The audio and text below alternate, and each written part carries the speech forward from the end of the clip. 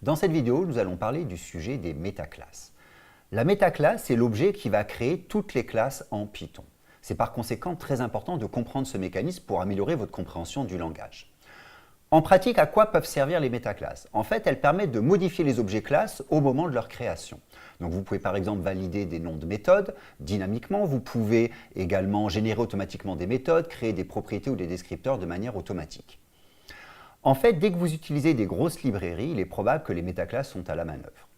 Par conséquent, c'est important de comprendre cette notion. Et même si vous n'implémentez pas vous-même des métaclasses, la compréhension de ce mécanisme de création des objets permettra d'améliorer de manière importante vos compréhensions du langage.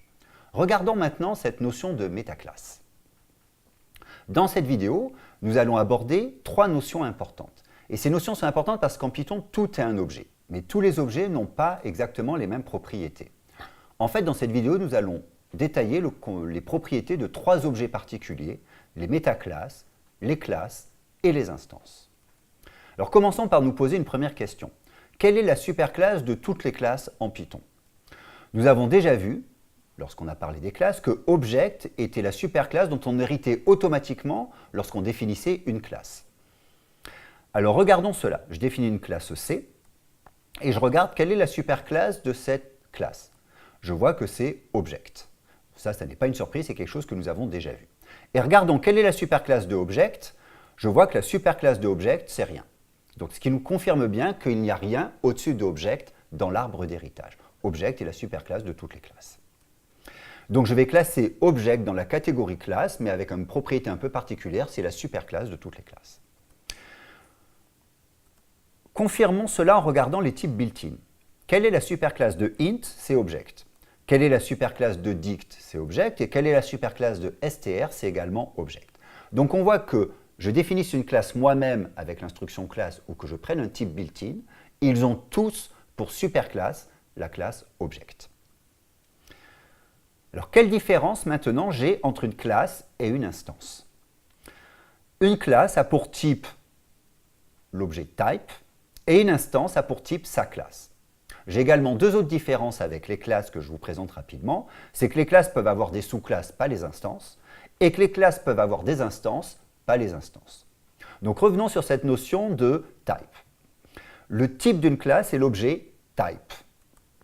Donc je définis une classe C et je regarde quel est le type de l'instance de C. Le type de l'instance de C, c'est sa classe, C. Donc I, je le classe dans la catégorie instance. Quel est le type de la classe C? C'est type. Donc C est clairement une classe, je le classe dans la catégorie des classes.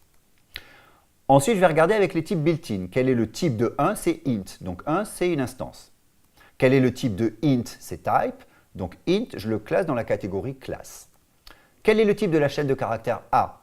C'est str. Donc A, la chaîne de caractères A, c'est une instance. Et quel est le type de str? C'est type, donc str, je le classe dans la catégorie type. De nouveau, vous voyez que Python ne fait aucune différence entre les types built-in et les classes que vous avez définies vous-même. Toutes les classes ou tous les types built-in héritent de type. En fait, vous n'avez pas de différence en Python entre un type built-in et une classe que vous implémentez. Ce sont des objets qui se comportent exactement de la même manière.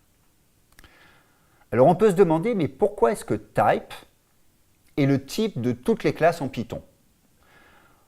En fait, ça veut dire quoi être le type d'une classe? Le type d'une classe, c'est l'objet qui instancie cette classe, donc qui va créer l'objet classe. Type est l'objet qui instancie toutes les classes en Python, et par définition, un objet qui instancie toutes les classes, c'est ce qu'on appelle une métaclasse. Donc une métaclasse, ça n'est rien d'autre que ça, c'est un objet qui va instancier les classes. Et en Python, on a une seule métaclasse, c'est l'objet type. Donc maintenant, si je reprends mon affichage, je vois que j'ai une seule métaclasse en Python, c'est type. J'ai un certain nombre de classes, j'ai toutes les classes built-in, puis toutes les classes que je vais créer moi, et Object, qui est un objet un peu particulier, mais qui est la superclasse de toutes les classes. Et ensuite, j'ai mes instances. Une propriété importante du type de la métaclasse, c'est qu'en fait, le type d'une classe, c'est également le type de sa sous-classe. Donc regardons ça. Je crée ma classe C, et je crée une classe D qui hérite de C. Quel est le type de Object? La superclasse de C, c'est type. Quel est le type de C? C'est encore type.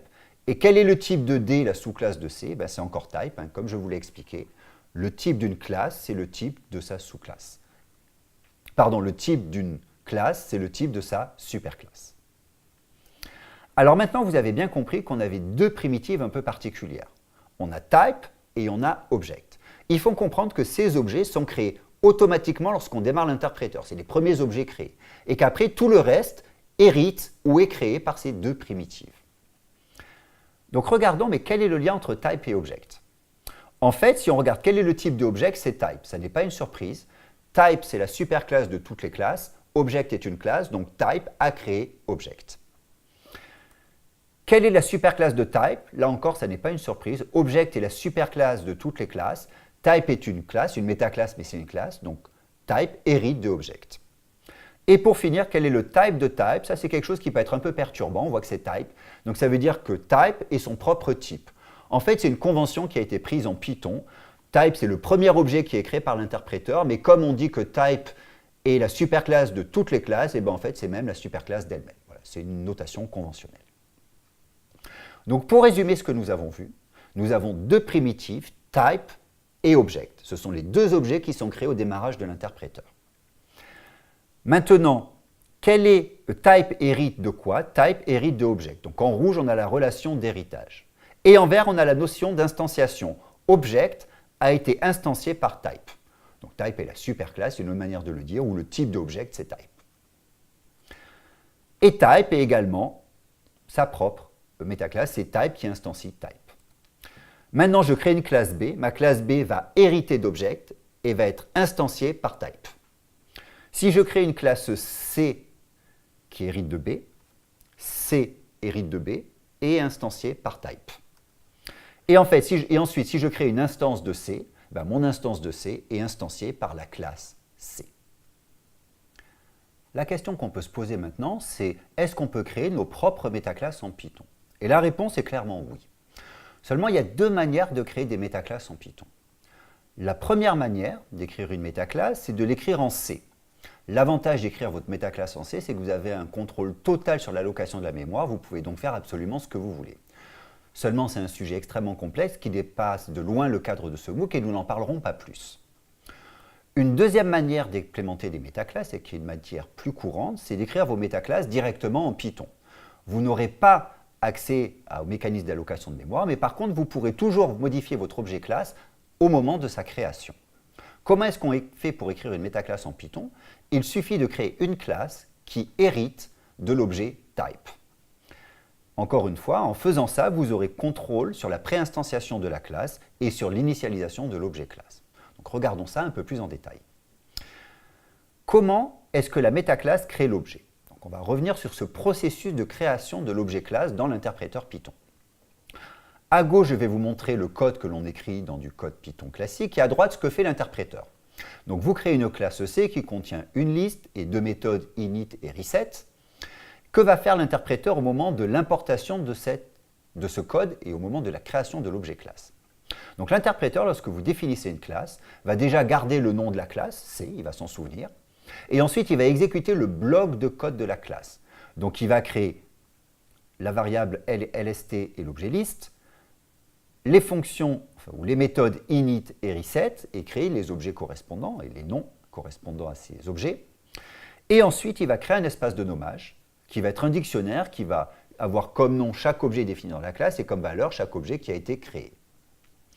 Et pour finir, l'interpréteur va appeler la fonction built-in type, donc il va dire C, le nom de la classe, égale à type de le nom de la classe, la superclasse ou les superclasses dans un tuple, et ensuite l'espace de nommage. Voilà. Donc c'est essentiellement les différentes étapes que va parcourir l'interpréteur. En pratique, c'est un tout petit peu plus compliqué que ça, mais ici je vous présente ce que nous avons besoin de savoir dans le cadre de cette vidéo.